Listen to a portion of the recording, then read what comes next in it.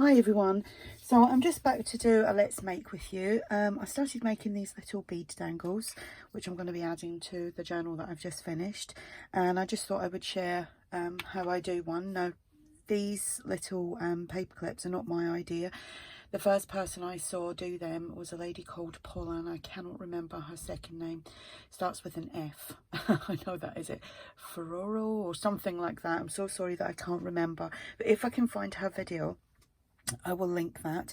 But I know ARTYmaze has done them as well, and many other people have done them. So what I've done is I've just made my little bead dangles. I've made these and I've just popped them onto a bulb pin. So I'm going to do one from start to finish with you. I do have one of the paper clips already ready to go, which is here, but I'm going to show you how I do that as well, which is really simple. So you'll need a paper clip, which I've got mine here, and that one's a little bit bigger, so this will be a little bit bigger than that one. And I'll just show you these quickly. And they make a nice little jingle. So I'll set them out of the way, and I've zoomed in so hopefully you can see. Sorry, I didn't even show you that one. You'll just need a selection of beads, a paper clip, some wire, and a bulb pin, some bling. Right, so that's one. I'm going to work on that one, but I'm going to show you how to wrap that with a little bit of scrap paper. You can use stamps, actually like postal stamps, but I'm just going to use a little bit of scrap paper, and I will need some scissors. I'm so sorry that I'm just cutting across, so I'll need a bit of paper, probably about that.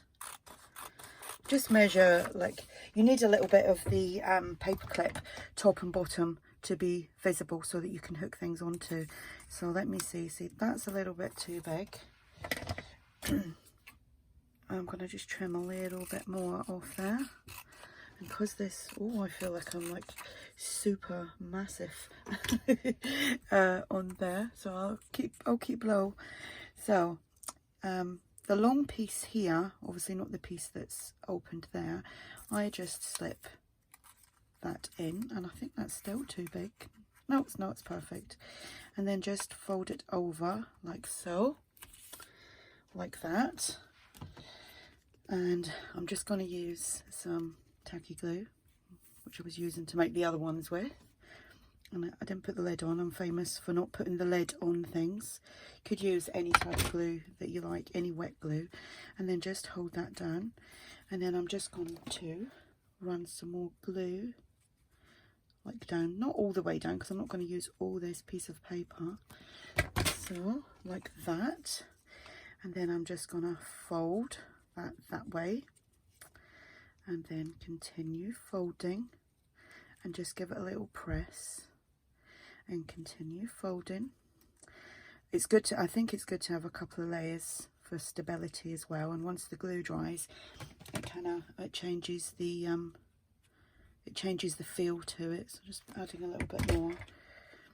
You can just add, you can roll it as many times as you like, but there we go. And I'm just going to trim that off, but here, like that. Do you know, I've had iPhones for about 10 years. I just realised how to zoom in on my iPhone. Bit crazy, isn't it? So that's that. And obviously I've used music paper on that one, so I'm just going to put that aside, and I will use that another time because obviously that's still wet. So here's one I done earlier. So I'm just going to ink that up a little bit. I need to search the other shed. No, it's not craft shed, it's just stuff. It's still got a lot of my craft stuff in it from about 3 years ago, that I've never actually brought out and put back into this shed when this one got built, because I used to do floristry, and I have got tons of wire because I want to make the bead dangles that ARTYmaze has been doing, and Tracy Fox and loads of other people. Right, so with that, I'm just going to use some glossy accents, and I'm just going to, hopefully this isn't blocked up, because 9 times out of 10, it's always blocked up. Oh, I'll just put a little bead of that down there, and then I can put the bling on that I've got. You can put anything that you like on there. And I'm gonna, this is like the mesh bling, so I'm cutting across again, and I just want like 4 little pieces of that and keep it intact. So it's 1, 2, 3, 4, and snip. I didn't snip that very well. Here we go. And I'm just going to place that on there, just making sure I'm still in frame, because I'm trying to use just a little corner of my mat so that I know where I am. There we go, and just line that up, and then just pop that to the one side. And I've got glossy accents everywhere now, so I'll just have to give that a little wipe. Now to make the bead, give that a little dry.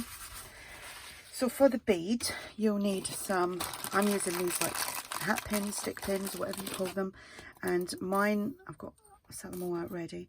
Mine is the one, it's got the flat piece at the top. Don't know if you can see that, the flat piece.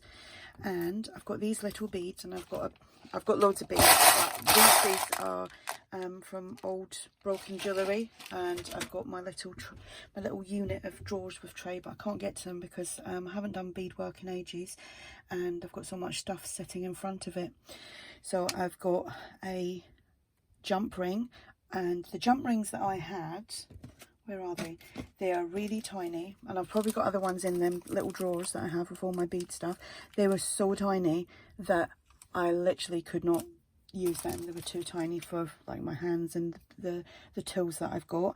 So I made them from that, or what you can do, a paper clip. You can unravel a paper clip and just use your round nose pliers and just make your little jump rings yourself.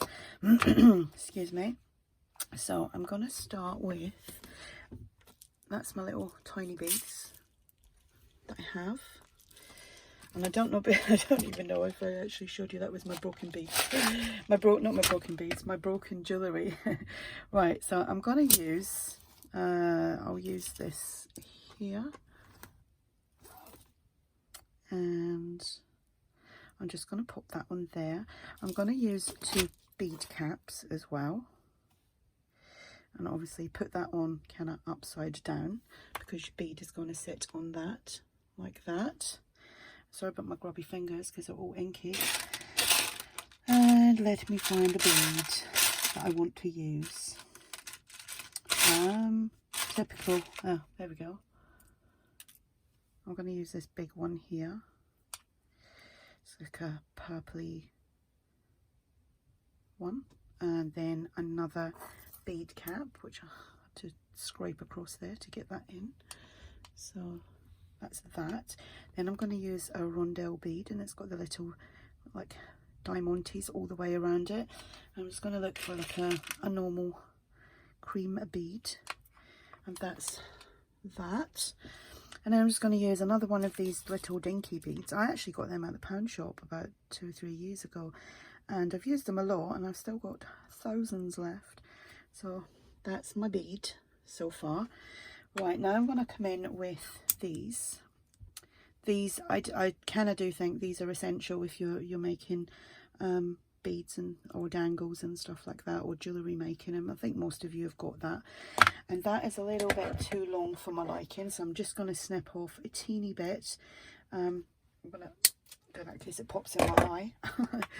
And then I'm just going to, you can do it, just find where you want roughly, because obviously you're using this as a measuring gauge.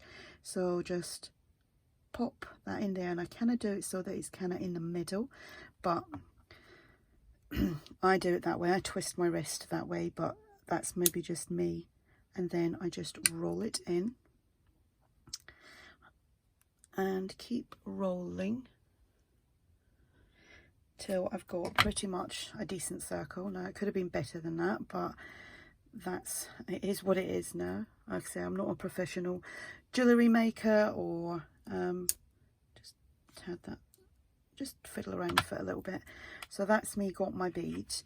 This is probably still a little bit wet, but I am going to try and attach it. And like I said, I had to make these which is really easy peasy. And I've only got like proper, you know, man cave tools like that. This isn't, but that is.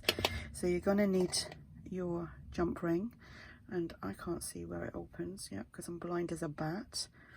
And when you're doing, please, you don't put the wires, you don't pull it apart, you kind of twist it away from it, because I believe that it weakens the, my hands are all shaky now because I'm not leaning.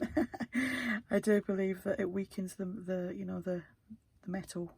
So I'm just going to twist, little twist like that. Add that. Gosh, I hope I'm in frame. You're probably thinking, oh, you've just done a video and nobody can see what you're doing. And then I'm just going to pop it on there, and hopefully the little bling doesn't fall off the paper clip. Here we go. See me shaking. Here we go. And then just twist it back. Like I said, don't pull it away. Just twist it backwards and forwards when you're doing it. And then that's you got another bead dangle. I'm not saying these probably have been done a million times. I just thought I would share that with you. Oops, since I was making it. And like I said, these are going on the journal that I am making. Well, I finished actually, which will be a video up shortly on that. And these will be on it. Well, 3 of them will anyway. So there we go. So that's that one. And that one. I love that purple actually, it looks really nice. And that one, I think that's a black bead or a really dark navy. And then, whoops, and then that one, that's gold. So there we have them. Whoops. So I hope that was easy to follow. Like I said, I'm not really a jewellery maker. I did tamper in it ages ago, but I've never, it's not something I've done professionally or anything like that. It was just basically beads. I used to do very simple things like making beads and putting them on chains, and made earrings, that kind of stuff, but nothing, you know, nothing super fancy. So yeah, that's what I wanted to share with you today. And if you have any questions, whoopsie, if you have any questions, just ask and I will try and answer it. So thanks for watching. Bye.